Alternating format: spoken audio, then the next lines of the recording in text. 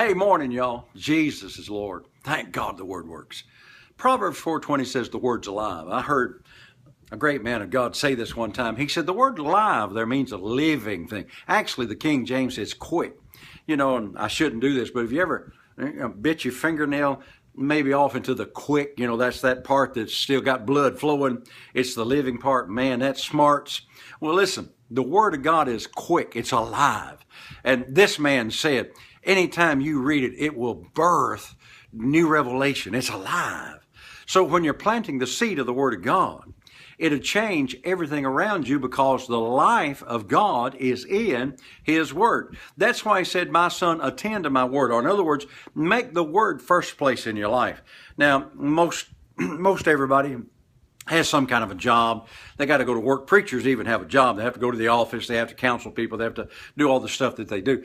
What you got to do is make sure that the Word is more important than Alabama Auburn football or Dallas football or whatever, or baseball, Atlanta Braves. I don't care where you're from. The Word should be more important than your favorite sports team.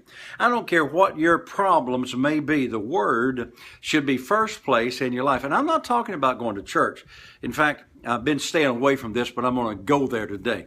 A lot of big churches, a lot of guys on television got huge churches, but they're not preaching anything. They got good songs. They've got modern upbeat songs. And I'm not talking about going back to the old Pentecostal religious here. I'm talking about seeding yourself with the Word of God.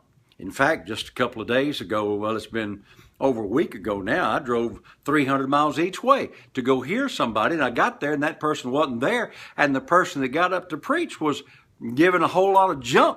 I got up and left because I've got to protect my heart with all diligence, because it's the Word that's going to change things in my life, not just somebody's idea. I was watching a guy on television one day, and man, he preached a sermon that's so good. I said, man, I'm going to go look that up and preach that. I went and looked it up, and it didn't say what he said it said at all. It was a great message, but it won't do you no good if there's not any word in it. So what you got to do is protect your heart from all the religious stuff and all the worldly stuff that is going on. And the only way to do that is know the Word of God. See, my heart is fixed. That's Psalm 112. My heart is fixed because I'm trusting in the Lord, and I know what the Word says. And so when the devil comes along, or somebody else may be inspired of the devil to come along and tell me something contrary to the Word, I said, nope, whoop.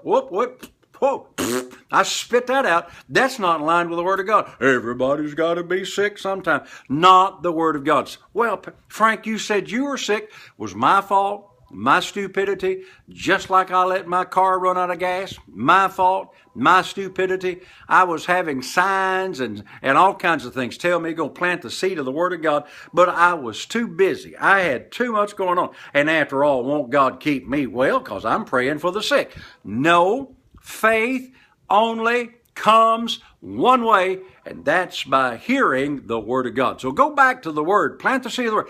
Go get your tapes back out, and I did that. Go get your tapes out that you listened to 25 years ago that got you where you got to then. They still work. The power is still in the Word. Hey, I got to go. I love you so much. I want you to get the Word. Don't just go to church. Don't be religious, because it's those traditions that will make the Word of God of none effect. So until I'm with you tomorrow, you remember today, Jesus is Lord all day long. Thank God the Word works.